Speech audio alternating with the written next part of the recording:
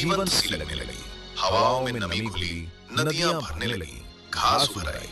दुनिया बदल रही थी, और जब दुनिया बदलती है तो इंसान को भी बदलना पड़ता है। पैलोलिथिक का कड़ा निरंतर शिकार वाला जीवन अब नए प्रश्न पूछ रहा था। क्या हर दिन भागना ही जीवन है? क्या कल सुरक्षित हो सकता है? क्या जगह हमारा साथी बन सकती है? प्रकृति का चेहरा नरम हुआ। जंगलों के बीच फलों से लदे पेड़, पानी से भरी झीलें, घास में चरते जानवर। अचानक जिंदगी थोड़ी आसान हुई, लेकिन यही आसान पल मनुष्य के भीतर नई सोच जगाता है। यदि खाना मिल रहा है तो क्या हम ठहर सकते हैं? क्या हम रुककर देख सकते हैं कि ये दुनिया हमें क्या सिखाना चाहती है? यहीं से मेसोलिथिक युग जन्म लेता है। मौसमी स्थिरता। अब मनुष्य साल भर नहीं घूमता, मौसम के अनुसार ठहरता है, फिर आगे बढ़ता है। नदी किनारे, पहाड़ी की ओट में, जंगल की खुली जगहों में उसका घर बदलता है, लेकिन उसकी जगह की समझ पहली बार होती है। ये संसार का पहला सेटलमेंट लॉजिक था।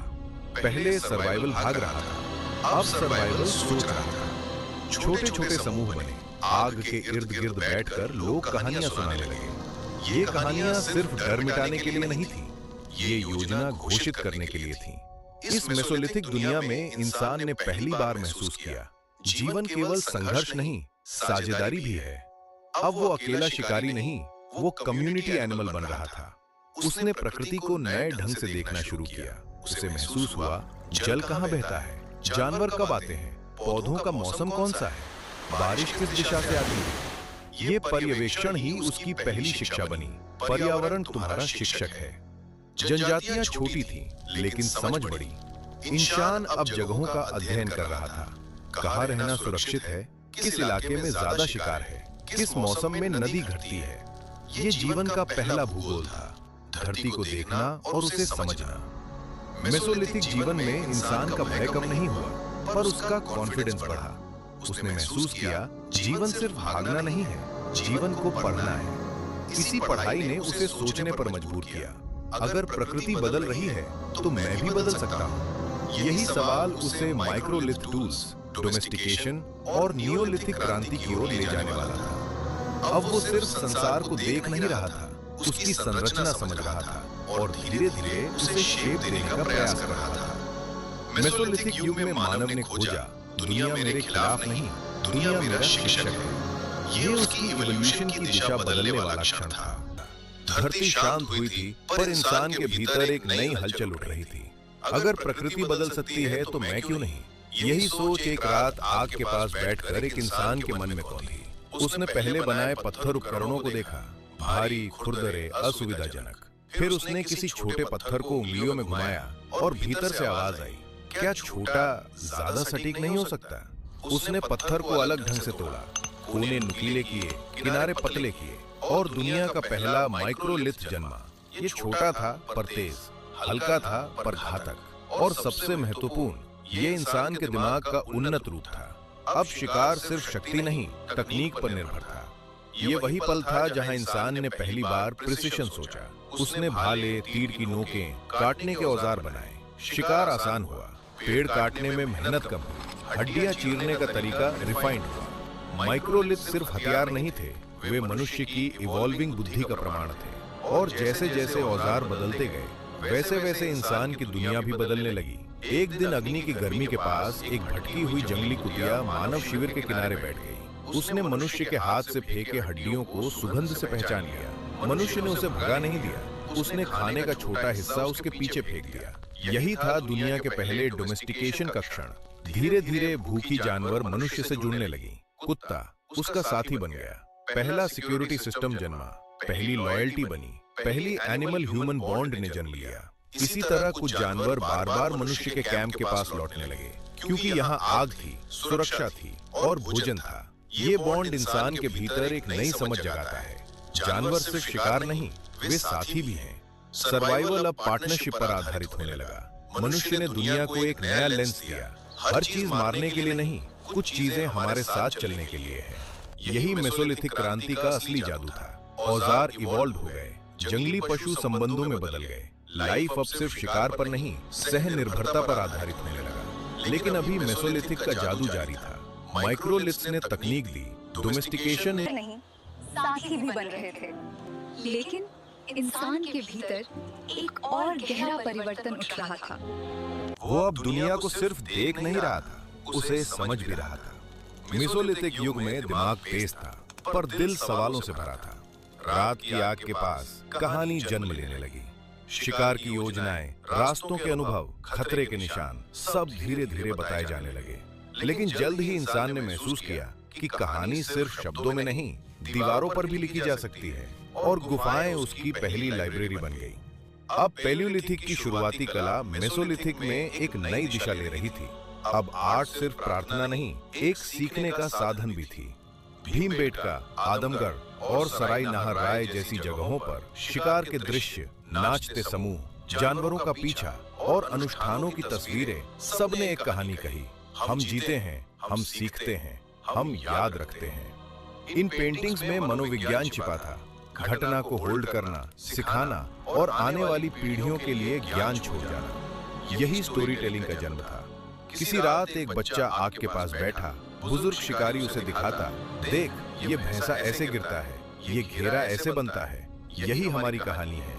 वो बच्चा सुनता ही नहीं था, वो देखता था, समझता था और पहचानता था कि मैं एक बड़ी कहानी का हिस्सा हूँ। यहीं से सामाजिक संबंध गहरे हुए। शिकार के बाद उत्सव, भोजन का बांटना, सुरक्षा के लिए पहरा और मृतकों के लिए शोक, सबने मेसोलिथिक जीवन में भावनाओं की दुनिया पैदा की। धीरे धीरे कुछ जगहों पर मृतकों को अलग तरीके से दफनाया जाने लगा। उन्हें वस्तुएं दी गईं, हड्डियां सहेजी गईं, शायद प्रार्थना की गई। पहली बार इंसान ने सोचा, मृत्यु अंत नहीं, कुछ और है। यही पहला रिचुअल था, पहला धर्म, पहला दर्शन, पहली आध्यात्मिकता। कला, कहानी, आयोजन, शोक, उत्सव सब मिलकर मनुष्य को शरीर से ऊपर उठाकर चेतना का प्राणी बना रहे थे। मेसोलिथिक दुनिया में इंसान बस जीवित नहीं था, वो जीवन का अर्थ खोज रहा था। और जितनी कला बनी, उतने ही समूह बड़े हुए। जितनी कहानियां बनी, उतनी ही बॉन्डिंग गहरी हुई। यही वो क्षण था जहां मनुष्य ने समझा, हम साथ हैं और हमारी कहानी हमें जोड़ती है। अब उसका मन केवल सोच नहीं, परंपरा बन चुका था, एक नॉलेज पासिंग सिस्टम। दीवारें, आग, समूह, अनुष्ठान सब एक साथ मिलकर मनुष्य को समाज बनाने की ओर ले जा रहे थे। अब सवाल फिर वही, ये सब कहाँ हुआ? भारत के किन कोनों में ये नई सोच जन्मी? पहली आवाज आती है भीमबेटका, मध्य प्रदेश से, जहाँ पैलियोलिथिक कला शुरू हुई थी।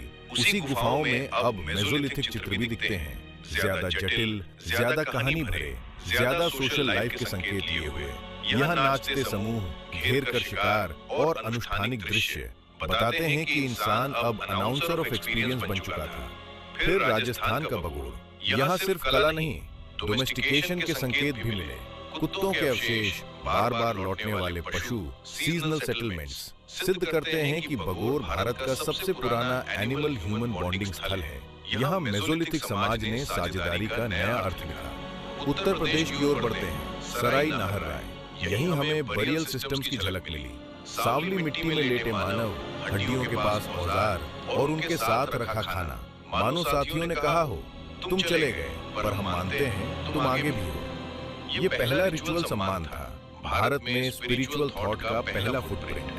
फिर है दमदमा, उत्तर प्रदेश में ही, जहाँ गर्दन की चोटें, जंगल के संघर्ष, शिकार के निशान सब हमें बताते हैं कि जीवन कठिन था, लेकिन कम्युनिटी सपोर्ट मनुष्य को बचाता था।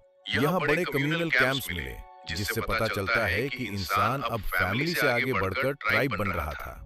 मध्य प्रदेश का आदमगढ़, जहाँ चट्टानों पर रंग नहीं, सीखने के संकेत उकेरे गए। टूल्स की कार्यशालाएं, raw stone pieces, fire spots, ये सब बताते हैं कि आदमगढ़ भारत का अर्लीस्ट वर्कशॉप कल्चर था। और अगर गुफाएं कला का बर्थ प्लेस थी, तो ये स्थान मानव समाज के विकास केंद्र थे। हर साइट एक अलग कहानी कहती है।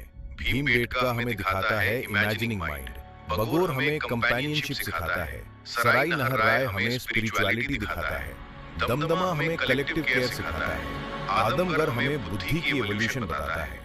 ये सभी स्थान मिलकर फुसफुसाते हैं, इंसान भारत में सिर्फ आया नहीं, वो यहाँ विकसित हुआ। आज ये जगहें आर्कियोलॉजिस्ट की लैंग्वेज में साइट्स हैं, लेकिन असल में ये मानवता की पहली क्लासरूम, पहले प्लेग्राउंड, पहले आश्रम, पहले शमशान, पहले संगठित समाज थे। और जैसे जैसे ये सोसाइटी विकसित हुई, वैसे वैसे मनुष्य के सामने नए सवाल आए। क्या हम सिर्फ घूमते रहेंगे या हम अपना घर बना सकते हैं? यही सवाल आने वाले युग को जन्म देता है, नियोलिथिक, जहां मनुष्य पहली बार जमीन को अपना कहेगा, खेत जोतेगा, पशु पालेगा और गांव बनाएगा।